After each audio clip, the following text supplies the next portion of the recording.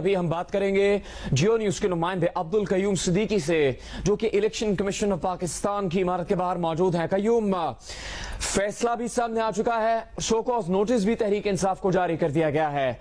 इससे आगे अब क्या इकदाम होंगे और अब तक क्या अहम तरीन मालूमात सामने आई है इस फैसले के नतीजे में?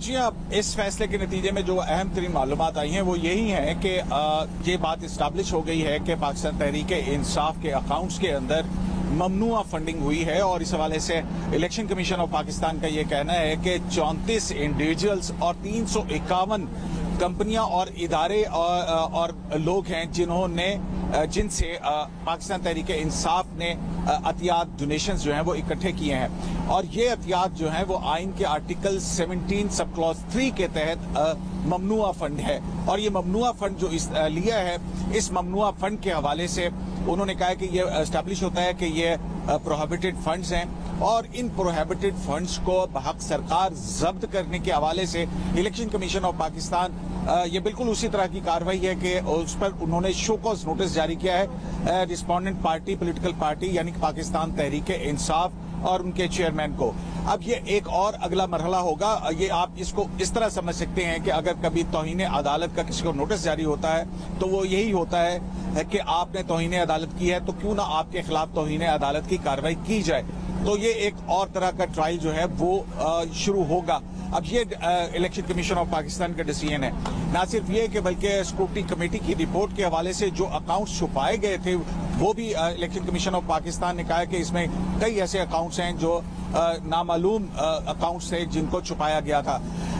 इसी तरह इलेक्शन कमीशन ऑफ पाकिस्तान ने यह भी कहा है कि इन अकाउंट्स के हवाले से आपको पता है कि हर सियासी जमात जो है जब अपने अकाउंट्स की तफसीलात इलेक्शन कमीशन ऑफ पाकिस्तान में जमा करवाती है तो उसके साथ एक बयान हल्फी जमा करवाना होता है।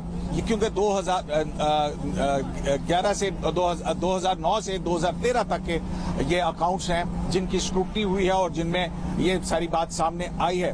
तो इस हवाले से हर साल पॉलिटिकल पार्टी के हेड को जो है वो अपना एक बयान हल्फी जमा करवाना होता है। इलेक्शन कमीशन ऑफ पाकिस्तान ने कहा है कि वो जो है वो गलत बयान हल्फी या झूठा, क्योंकि अकबर एस बाबर जो है उन्होंने कहा उन्होंने 5 मरतबा इलेक्शन कमीशन ऑफ पाकिस्तान में बतौर चेयरमैन पाकिस्तान तहरीक इंसाफ एक झूठा बयान हल्फी जो है वो अदालत में इलेक्शन कमीशन ऑफ पाकिस्तान में जमा कराया, जिसके अपने इलेक्शन कमीशन ऑफ पाकिस्तान ने कहा है कि ये सीरियस और ग्रॉस वायलेशन है, संगीन खिलाफ वर्जी है इस तरह का गलत बयान हल्फी जमा करवाना। तो अब जो है वो इस पे इलेक्शन कमीशन ऑफ पाकिस्तान ने यह भी कहा है कि जो मुख्तलिफ गैर मुल्की अकाउंट से आए हैं, फंड्स आए हैं, उनमें अमेरिका के एक कारोबारी शख्सियत जो है उसके फंड्स भी हैं। और इसी तरह से जो है वो मुख्तलिफ जो है वो 315 कंपनियां और इदारे हैं जिनकी तरफ से आए। उसमें यूएई से फंड्स आए, उसमें अमेरिका से फंड्स आए, उसमें ऑस्ट्रेलिया से फंड्स आए, उसमें जो है वो जो डोनेशन इकट्ठे किए गए थे मुख्तलिफ ममालिक के अंदर उनसे फंड्स आए। तो इस हवाले से हम मजीद ये जो आज इलेक्शन कमीशन ऑफ पाकिस्तान का हुक्म आया वो अहमद हसन एडवोकेट जिन्होंने अकबर एस बाबर के साथ ये कानूनी जंग तकरीबन 8 साल तक लड़ी, हमारे साथ मौजूद है, हम उनसे बात करते हैं। अहमद, ये बताइएगा कि ये फैसला क्या है और इसके कॉन्सिक्वेंसेस क्या होंगे? 1, 2, 3 पॉइंट्स जो हैं वो इसके क्या हैं? जी, पहली चीज जो ये इलेक्शन कमीशन ने डिटर्मिन की है या एस्टेब्लिश की है वो ये है कि ममनू ज़राए से फंडिंग आई है। ये फंडामेंटल पॉइंट डिटर्मिन हो गया है। उसके बाद उन्होंने गालिबन 34 गैर मुल्की अफराद का जिक्र किया है जिन्होंने किया है। 351 गालिबन कारोबारी इदारों का गैर मुल्की और अंदरूनी मुल्क जो कारोबारी कंपनियां हैं उनका जिक्र किया है जिन्होंने फंडिंग की है जो ममनू है। जो अहम बात है इसमें वो ये आज उन्होंने कहा है कि हम ये अपने इलेक्शन कमीशन में अफसरान को भी और दीगर सरकारी जो डिपार्टमेंट्स हैं उनको भी ये ऑर्डर कॉपी भेजेंगे और अगर उनके जो भी दायरा इख्तियार में वो कानून के मुताबिक कार्रवाई अमल में ला सकते हैं वो लेकर आएं। अब ये कबल अस वक्त है, आपने भी ऑर्डर नहीं पढ़ा है तफसीली, मैंने भी ऑर्डर नहीं पढ़ा है कि कौन कौन से ऐसे इदारे हैं जो इस पे अब वो अमल करेंगे। तीसरी चीज बहुत अहम जो इसमें आई है उन्होंने, और इसका मेरे ख्याल में इशारा फॉरेन नेशनल की फंडिंग का है जो बाहर के अखबारों की वजह से भी वाज़ेह आई है। गो ये फैक्ट रिकॉर्ड पे बड़ी देर से मौजूद था और उसके नाम पे क्रॉस लगा दिया करते थे, उसको ब्लैक आउट कर दिया करते थे, तो पढ़ नहीं पाता था नाम क्या है, लेकिन ये फैक्ट रिकॉर्ड पे था। तो अब उसकी वजह से उन्होंने गालिबन ये ऑब्जर्वेशन भी दी है कि फेडरल गवर्नमेंट को भी ये किया जाए और वो देखे कि अगर उसने कोई कानूनी कार्रवाई करनी है तो करे। इसमें ये बेसिक और जो बयान हल्फी है उस हवाले से वो उन्होंने बड़ा वाज़ेह तौर पे कहा है कि article 17(3) of the constitution of Pakistan, जिसमें ये लिखा गया है कि political parties shall account for the source of funds. उन्होंने कहा है कि इस जिम्मेदारी की बहुत पामाली हुई है, बिल्कुल उन्होंने इसको निभाया नहीं है, बल्कि वो जो डिक्लेरेशन दी है वो उन्होंने कहा है कि फॉल्स डिक्लेरेशन है। तो ये जो एक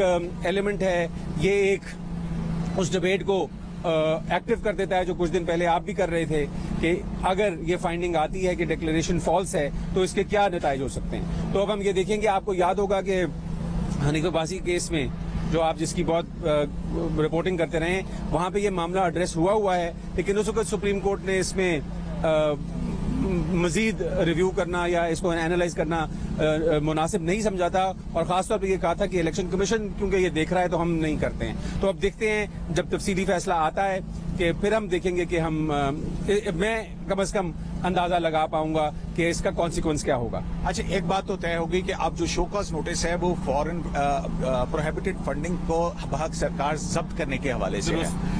अच्छा, ये चीज इस्टेब्लिश होगी कि ममनुआ फंडिंग हुई है, ये आर्टिकल 17(3) के भी बरखिलाफ है और इसकी बुनियाद पर जो बयान हल्फी है, जो डिक्लेरेशन है, वो गलत करार दिया गया है। तो इसका कॉन्सिक्वेंसेस क्या होगा? जी, अब देखिए, कुछ फैसले इलेक्शन कमीशन के ऐसे हैं जहां पर हमारे नुमाइंदे जो असेंबलियों में बैठे हैं, अगर उनकी डिक्लेरेशंस फॉल्स हुई हैं तो उनको उन्होंने डिस्क्वालिफिकेशन की तरफ लेकर गए हैं। मगर मैं फिर ये कहूंगा एक दफा फिर आपसे इजाजत देते हुए कि तफसीली फैसला आने दें, पढ़ लें, ताकि जिम्मेदाराना एनालिसिस किया जा सके।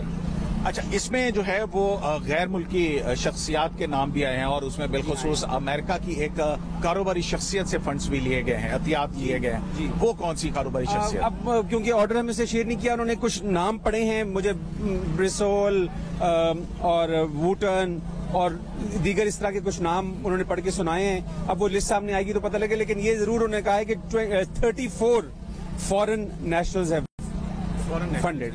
अच्छा, इसमें अकबर एस बाबर हम अगर देखें तो अकबर एस बाबर की तरफ से आपने कहा था कि तकरीबन जो ये ममनुआ फंडिंग है ये 2009 से 2013 के दरमियान की है।